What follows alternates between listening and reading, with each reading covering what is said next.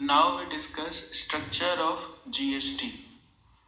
Structure से हमारा मतलब है कि आप जीएसटी में हमारे कौन कौन से लॉज एप्लीकेबल हैं, कौन कौन सी यहाँ पर अथॉरिटीज़ हैं और क्या क्या हमें कंप्लाइंसेस करनी है अंडर जीएसटी। तो जीएसटी का जैसे मतलब है, GST is a tax on supply of goods and services. Now अब हम टैक्स की बात करें तो 4 टाइप्स ऑफ जीएसटी है। One is IGST integrated goods and service tax, जो आईजीएसटी एक्ट के अंदर एप्लीकेबल है और ये inter state supply of goods and services पर लगता है। साथ ही साथ ये import and export of goods and services पर भी लगाया जाता है। Then next is CGST central goods and service tax which is levied under CGST act 2017। जो भी ट्रांजेक्शन्स किसी भी स्टेट में होंगी या किसी यूनियन टेरिटरीज के अंदर होंगी, मतलब local supply of goods and services, तो उसका में 50% आपका सीजीएसटी एप्लीकेबल होता है। Then third is SGST, that is state goods and service tax which is levied under SGST act 2017।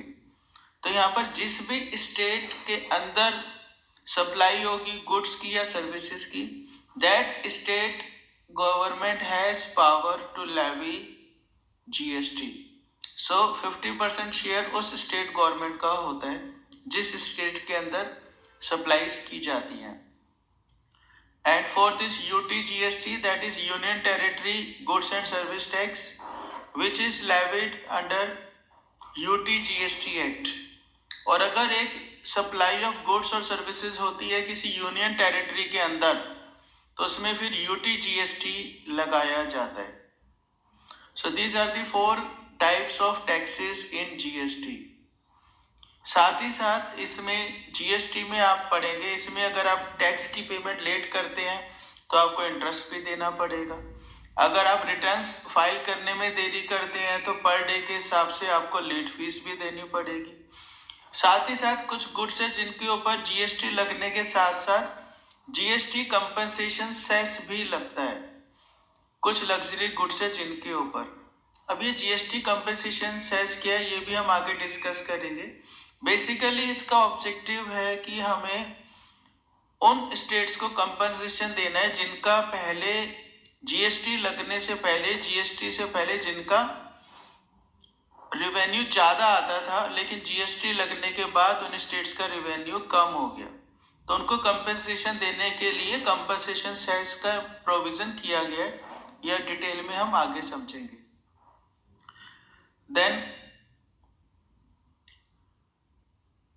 अगर हम बात करें विद इफेक्ट फ्रॉम 31 अक्टूबर 2019, अब इंडिया में 28 स्टेट्स हैं क्योंकि जम्मू एंड कश्मीर को यूनियन टेरिटरीज में कन्वर्ट कर दिया गया था और उन सभी 28 स्टेट्स का अपना अपना separate state GST act applicable है।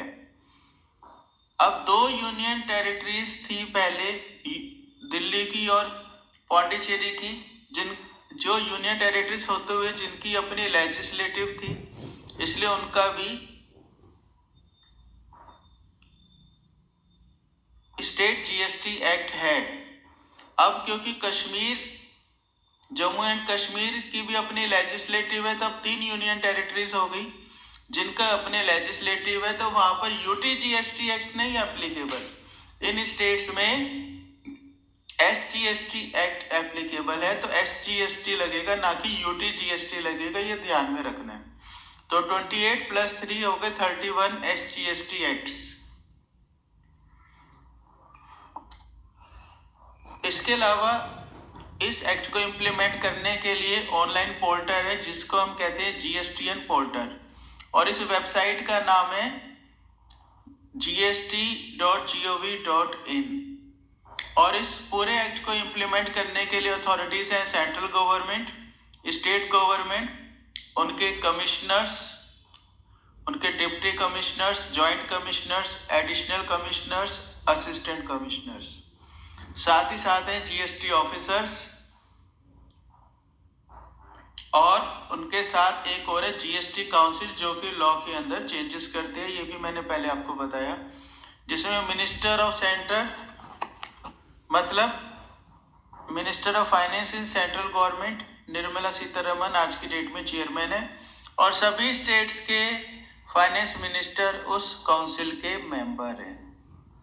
जो भी चेंजेस करना होता है तो हर महीने ये मिलते हैं और एक प्रॉपर तरीके उसके अकॉर्डिंगली इनकी मीटिंग होती है। अभी हम आगे डिस्कस करेंगे।